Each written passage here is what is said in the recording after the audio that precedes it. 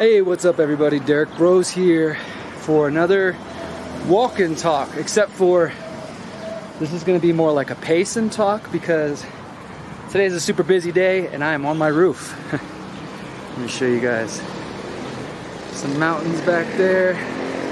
Living in the Valley of Morelia. You can probably hear some traffic over that way. Yeah, I got a lot going on today and I wanted to share some things with you, but I really don't have time to leave my house and go to the park and walk around. I need to get to some work. It's increasingly bright out here, so excuse me for the squinty eyes. But I'm gonna pace around my rooftop and share some ideas with you. So, first thing that's on my mind this week, guys, is that Kate's story. Hopefully you guys have seen it by now. If you follow me on my website, you follow Facebook, YouTube, Rockfin, BitChute, Odyssey, Hive, Spotify, you should have heard or seen now my interview with Kate Talley, which we released just last week. We being myself, The Conscious Resistance, and The Last American Vagabond. We released this interview that I've been promoting for a couple of weeks, telling you guys it was going to be coming.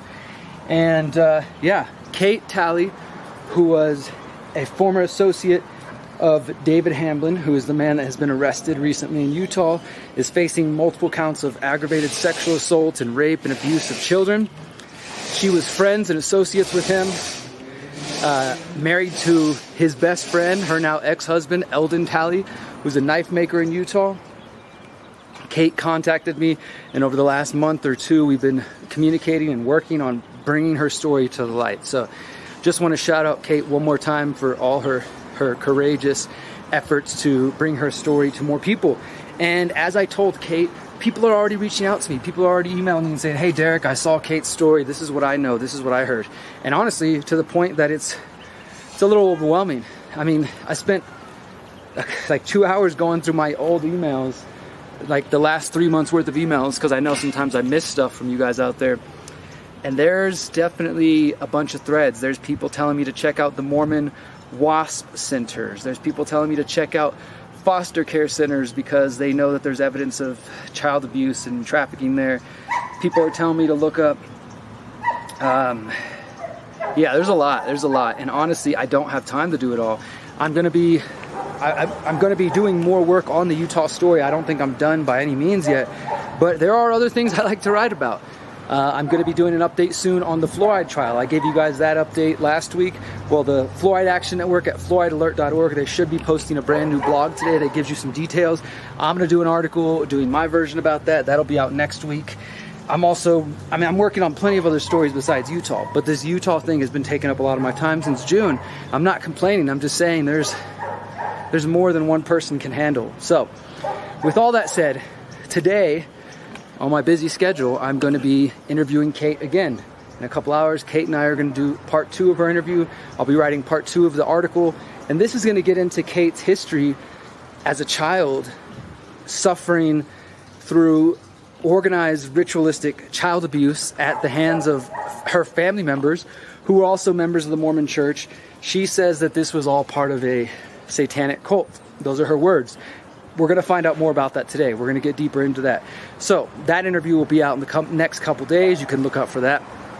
And then one other thing I'll mention is that this evening, it's like 12 o'clock right here where I'm at, I'm going to be interviewing my buddy James Corbett. We're going to go deep for the next episode of the Activation Podcast. I think we're on episode 22. And we're going to be talking with James about climate change, anthropogenic climate change, global warming, global cooling. Is it real? Is it fake? Is it all just computer models like we saw with COVID-19? I think a lot more people are willing to question the climate change narrative after they woke up to COVID-19. What about you? And I'll say this, I'm excited for this conversation for multiple reasons. You can search my website. I'm not proud of this. I'm just saying at this moment, after 12 years of doing work, I've never talked about climate change. I've watched James's work for years. I've seen other people say that climate change is garbage, it's BS, this and that. And it's not that I don't believe that or that I'm not open to that, because I am, and that's why I'm talking with James. It's that I think that that idea can also itself be somewhat detrimental, because then I see people who go from, oh yeah, it's all Agenda 2030, climate change, leftist, liberal propaganda, you know, I'm gonna spray as many aerosol cans in the air as possible. I'm gonna throw trash on the ground and pollute, because right, let's just laugh it off this environmental movement. But what I've been trying to say for years is, guys, you can be an environmentalist. You can be somebody that cares about Mother Earth, or as I have tattooed on myself, an Earth warrior, have it on both my arms, who believes in defending and taking care of the planet, supporting the environment, the ecosystems, the humans, the animals, etc., without saying, hey, I think the government should be in control of your life and should be able to dictate what you can eat and whether you can drive or fly or stuff like that, right? So you can still care about the environment without buying into the garbage. I just want to make that clear, because I think a lot of you guys don't understand that nuance and that distinction. You just like see things very black and white, unfortunately. So if you have any questions, and if you're seeing this video live before the first day it's out, go ahead and submit the questions, and I've already got a bunch of questions for myself, and then I asked this a couple weeks ago and many of you shared ideas. So I'm gonna have plenty of questions to put to James tonight, and that will be out in the next couple days. So today I'm interviewing Kate as part of our Kate's story investigation into Utah ritual abuse. That'll be out in a couple days. I'm interviewing James Corbett tonight on climate change. That'll be out on Friday, the next episode of the Activation podcast. I'm kicking ass, guys, and guess what? It's not even 11 a.m. here where I'm at. Maybe it's just after 11. There's been a time change recently, so I don't know what the heck time it is.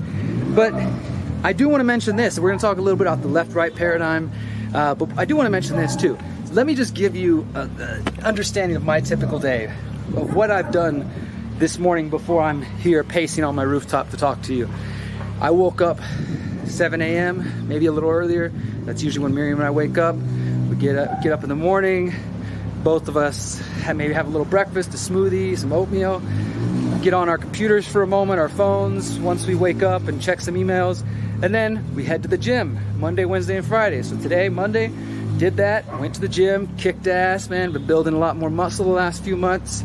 Excited to share that soon for anybody who cares. Building up my self-esteem, self-awareness, self-love, while also muscles, and you know, it's fun. I enjoy it. So I went to the gym, did like an hour of workouts, chest and core, and you know, did hit the bike a little bit. Came back here, showered up, started getting prepared for my interview with James, my call with Kate. Now I'm doing this. Once I wrap up this, I'm heading downstairs. I'm going to edit this up, load it up. I'm going to put it on all my channels. I'm going to interview Kate. Then I'm going to watch James's climate change videos. Then I'm going to interview James tonight, have some dinner, have some good lunch in there, maybe go on a walk. That is my life, and I love it. I'm thankful for it. I get to do all these amazing things that matter to me and wake up every day trying to spread awareness and create change. And I'm not saying that you, whoever you are out there in this beautiful world, need to adopt my message or my ideals or live my lifestyle per se. But if you are living the life that you're miserable, and if you do what I just did, take a moment. Let's take a moment. What did you do starting to wake up? Just say it out loud if you want. Think to yourself. You woke up. Were you miserable? Were you, oh God, another day at this shitty job, you know?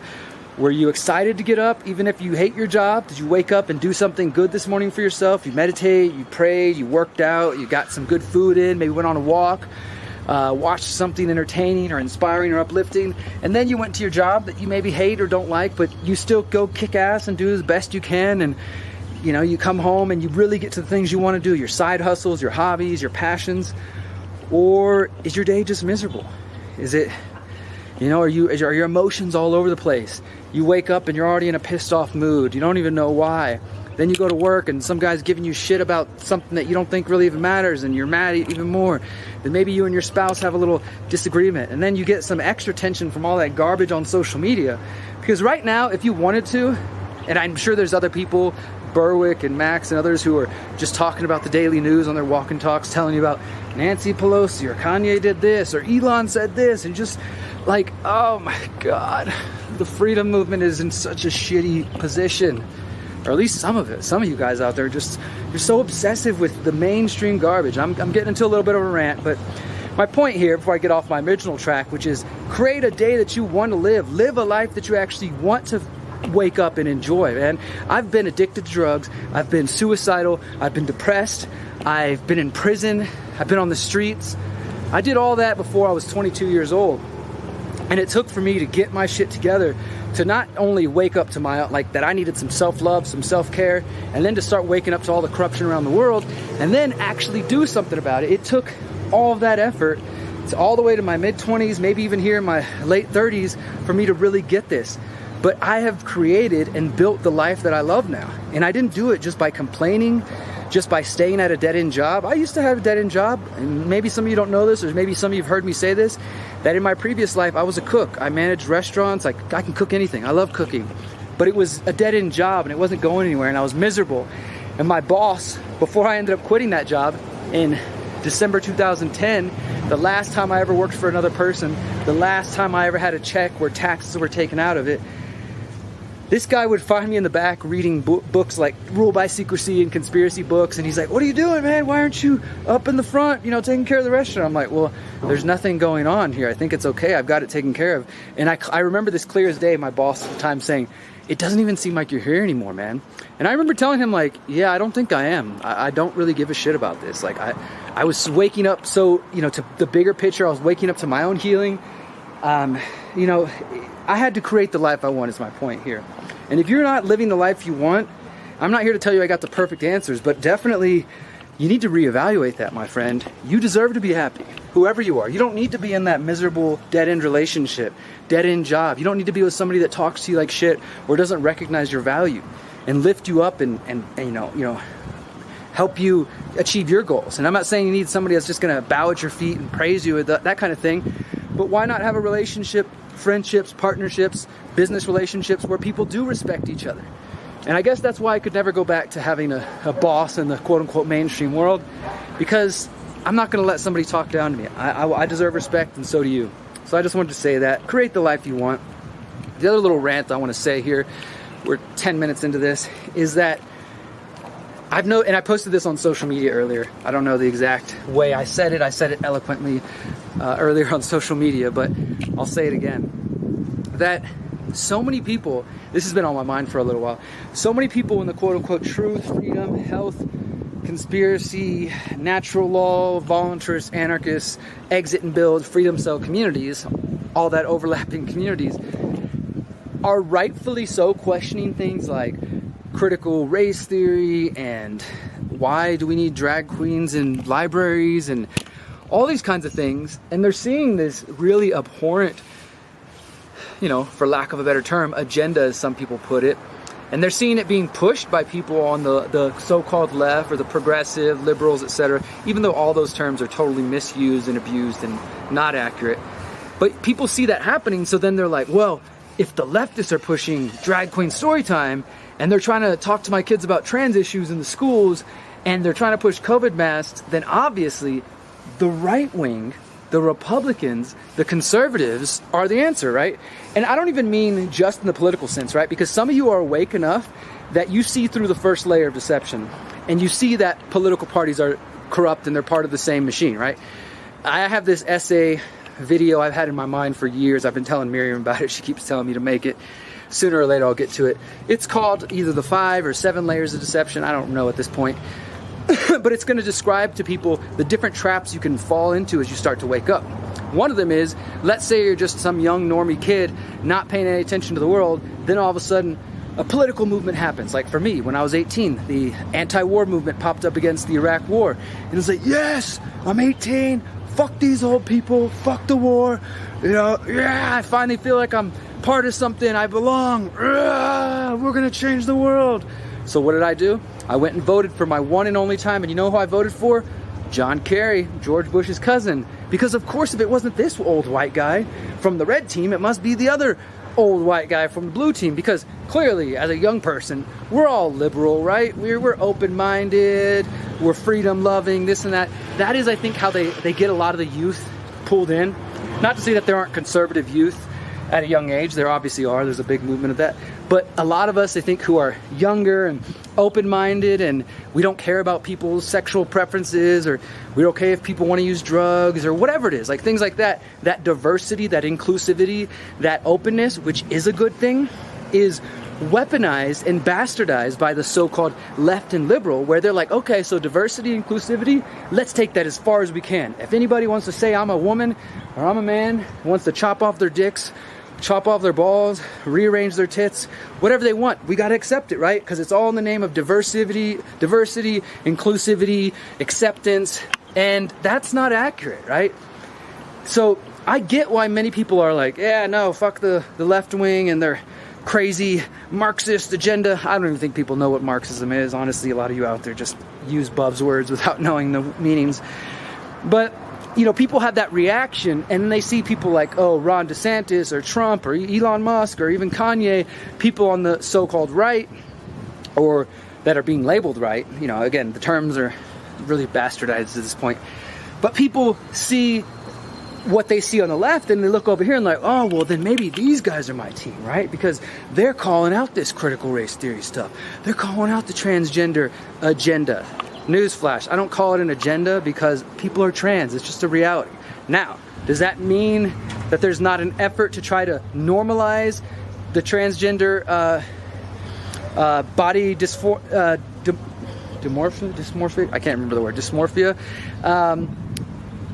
To make it seem a lot more prevalent than it is? Absolutely. I do believe that there is an effort by people to put it through Hollywood, pop culture, to make kids become more exposed to this and have these conversations younger and without their parents involved. I get that. I'm not saying you should oppose that. But if you fall into this trap of thinking that the Republicans, the right wing are the answer, then you're just still in the trap, my friend. So that's the first layer of deception. You start to wake up, you realize the political parties, like there's corruption in the world. Okay, well, I'm going to buy into this political party over this political party. But then you wake up a little more and you realize that they're both corrupt. And that's getting through that next layer of deception. I'm going to show you guys this. This is I'm upstairs. Like a car place right there, revving the engine. But check this out. This is our downstairs poinsettia garden area. Pretty beautiful if you ask me. Look how big those poinsettias get. There's our little garden down there. Anyways, so... And then the other thing is, some of you are awake and you realize that, yeah, I'm with you, Derek. You're nodding your head. You're saying Democrats are the problem, Republicans are the problem. But then even, like, let's throw the political parties out of the conversation. Let's just talk philosophical beliefs. Liberal, conservative, right? Some of you, I think, have come to believe now that conservatism is the answer. I'm not a conservative. I mean, maybe I could be called conservative in some areas. I could be called quote-unquote liberal in other areas. But ultimately, I believe that people should be free to be themselves as long as they are not harming other people. That doesn't mean I need to endorse their actions. That doesn't mean I need to endorse their behaviors, their sexual preferences, their lifestyles, their religions, their traditions, etc.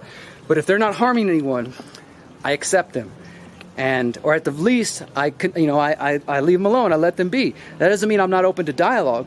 But I see like there's more and more people who are thinking that we shouldn't accept other people for what they are. We should get the Republicans in charge so that they can ban books and they can ban transgenders and they can, no, fuck that, guys. If this is the thing you're falling into, I'm going to put links to two essays I wrote back in 2017, 2018, which became a part of the Conscious Resistance trilogy.